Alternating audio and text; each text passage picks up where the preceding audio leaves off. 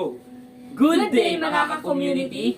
Nandito tayo ngayon sa DZSTP, Dinggin Zambayanan TV Podcast.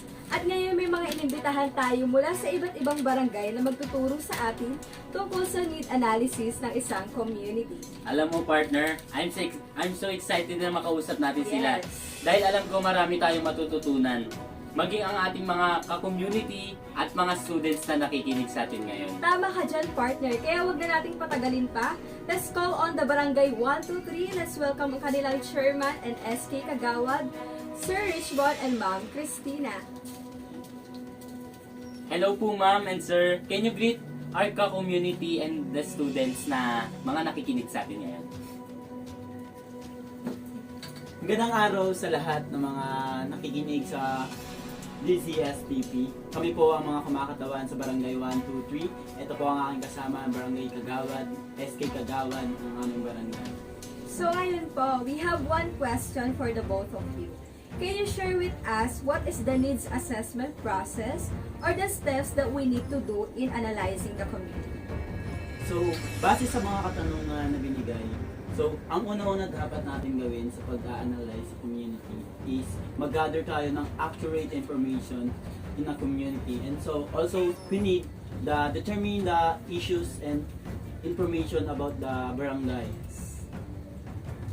Dagdagan ko lang po yung sinabi ni SK Chairman.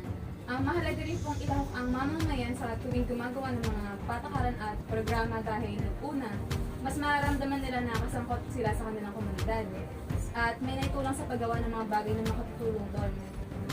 Ang pagsala rin po sa mamamayan sa paggawa ng patakaran ay nakatutulong na matiyak na ang mga desisyon ay ginawa ng may transparency at pananagutan. Kapag alam ng mga tao kung paano ginagawa ang mga desisyon at kung sino ang gumagawa nito, mas malamang na magtitiwala sila sa desisyong iyon at kahit na hindi sila palagi sumasang-ayon sa mga ito. Kung gagawa rin po ng anumang mga pagbabago o pagpapahusay sa isang programa o patakaran, mahalagang suriin at pasahin kung gaano ito naging epektibo sa ngayon. Sa pamamagitan ng pagsusuri sa mga kasalukuyang programa at patakaran, matutukoy natin ang kanilang mga kalakasan at kahinaan, pati na rin ang mga lugar na nangangailangan ng pagpapabuti. Halimbawa po, kung ang isang programa na naglalayong bawasan ng kahirapan ay hindi naging matagumpay sa pagkamit ng mga layunin nito, ang isang pagsusuri ay makakatulong sa atin na maunawaan kung bakit ito ang kaso. Dahil basta hindi sapat na pondo o baka may mga bahid na disenyo ng programa. Ang pagsusuri sa mga kasalukuyang programa at patakaran ay tumutulong din sa amin na gumawa ng matalinong mga desisyon tungkol sa mga paglalaan ng mga mapagkukunan. Kung alam natin kung alin ang hindi, maaari natin unahin ang ating mga pamumuhunan ng maayon. Mahalaga rin kung alamin ang mga iniisip ng tao at ano ba ang kanilang gusto like basic needs, trabahong pagkukunan, pangkabuhayan or businesses. Kung sapat ba yung kinikita nila sa pang-araw-araw nilang pamumuhay, at makakaraos ba either mahirap or nakakaangat yung economic expansion. Alright, maraming salamat po Barangay 123 for teaching us the steps we need assessment process. Pwede ba natin silang palakpakan? Isang barangay pa lang pero ang dami ko na natutunan. Ikaw rin ba, partner? Yes, of course. That's why let's go the next barangay na interviewin natin today. Okay, let's welcome Barangay 456.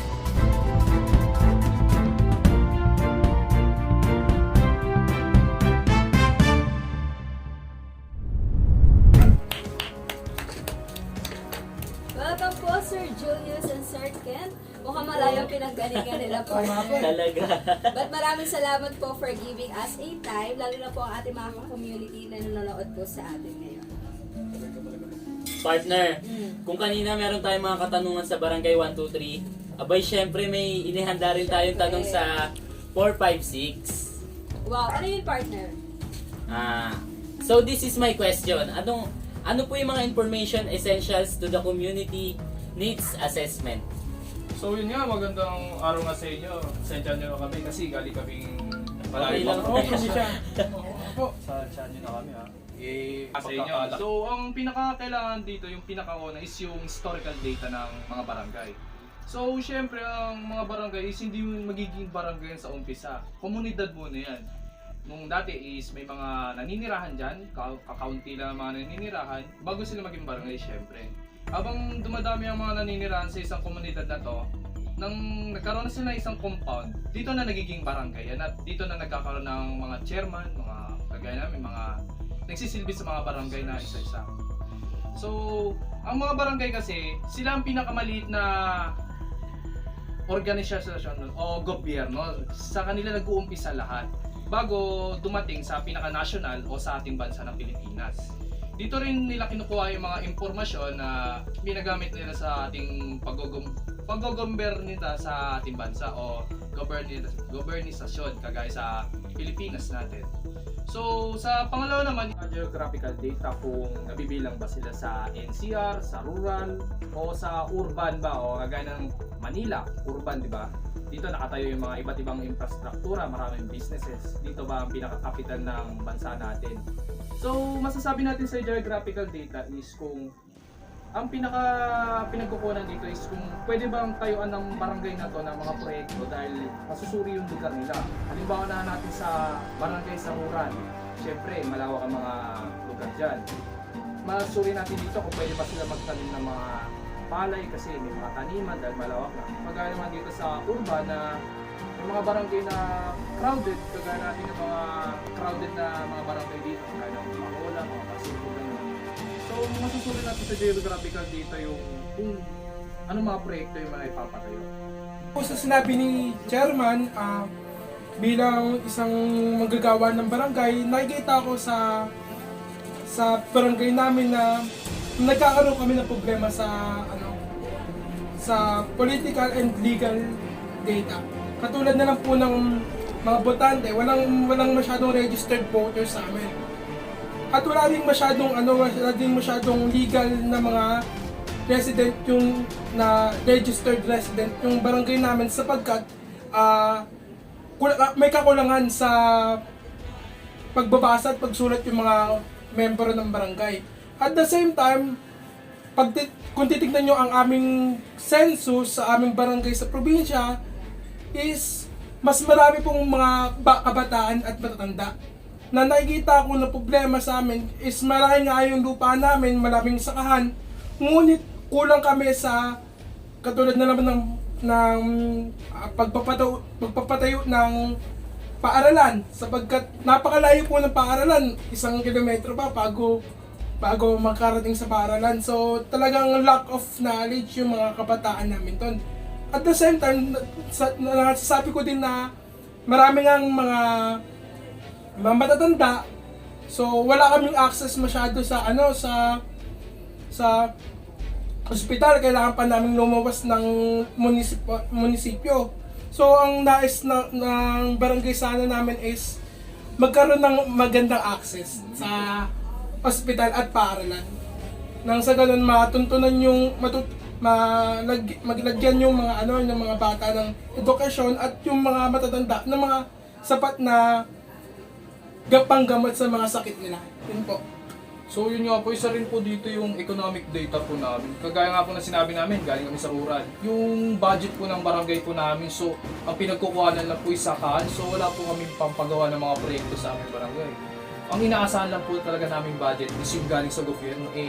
Minsan tumitimbre din yung bigay ng gobyerno sa amin dahil nga sa kami taga-rural area, mababa lang binibigay sa amin. Tsaka ang pangunahin pamumuhay lang namin pagsasaka. So mahalaga po itong mga budget na to para kahit paano makapagpatayo po kami ng mga simpleng maliit na ospital para sa aming mga residente. Kasi kawawa naman po yung mga residente namin kung dadalo pa sila sa maraming munisipyo, minsan may mga nag-aagaw buhay na naman po sa amin na maraming sakit. So yun po yung Kadalasan yan. Opo, yun pa talaga yung problema sa amin. Yun po yung hinahanapan po talaga namin na solusyon yung sa budget po. So yun po.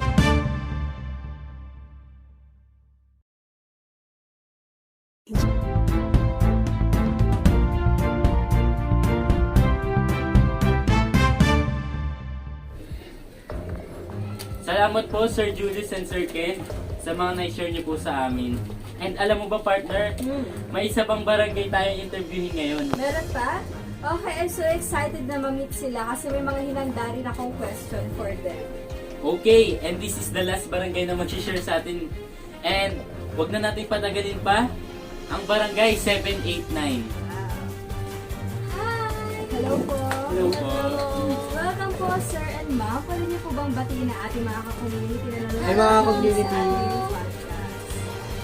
Okay po, so may question po ako sa inyo bilang chairman at kagawad po.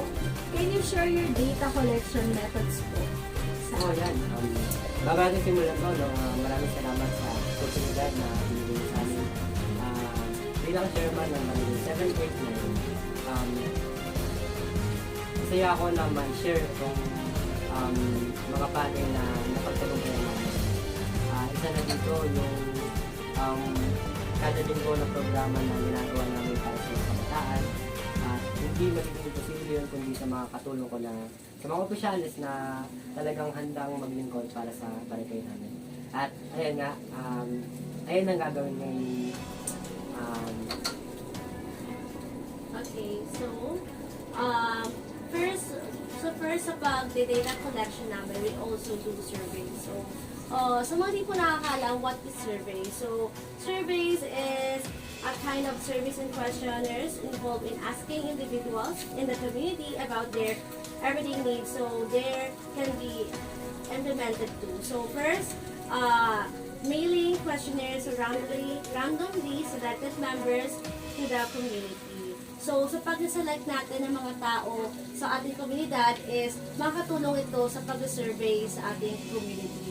So, pangalawa naman is doing the phone survey. So, sa doing the phone survey is we can do chats or we can do Google Forms para hindi tayo mahihirapan sa pagkakandak ng surveys natin. Kumbaga, sa pamagitan noon, magiging organized yung ating pag-list ng mga pangangailangan ng tao sa ating community. And yung pangatlo is yung doing surveys and handling flyers sa ating mga assembly. So every time nagkakandak kami ng meeting sa aming barangay, we do handouts. Excuse me po. So we do handouts handouts kami ng mga flyers sa aming mga officials, sa mga tao na umaattend sa aming meetings. Kasi ito yung nakakatulong sa ating community na kumbaga malalaman namin yung mga pangangailangan nila at matulungan namin sila matugunan ito. And yung lastly, we do posting questionnaires to the internet. So alam mo naman natin na meron na tayong phone survey, but it is not enough para ma-gather natin yung data sa ating community. So we do that, posting questionnaires on the internet, like Facebook. We have Facebook, Instagram, we have Twitter. So marami tayong pwedeng pagkuhanan ng mga surveys at makakatulong ito sa pag-collect ng data collection. So ayun, dagdag ko lang, no, gusto ko lang magpasalamat sa mga opisyalis ko dyan na talagang handang tumulong para sa komunidad natin. Kilala nyo kung sino kayo, alam nyo kung anong nagawa nyo, at masaya ako na naging parte kayo ng aking pagiging chairman sa komunidad natin. Thank you so much, sir and ma'am. Dahil sa mas naging malinaw na sa amin at maging sa ating mga community at sa sabi nyo ng mga data collection methods. Alright, I'm so grateful because I've learned something today, like what the basic principle of need analysis and of course, the importance of need. And that's all, kaya abangan po natin ang susunod nating interview with the community leaders dito lang sa DZSTP, Dinggin Sambayanang TV Podcast.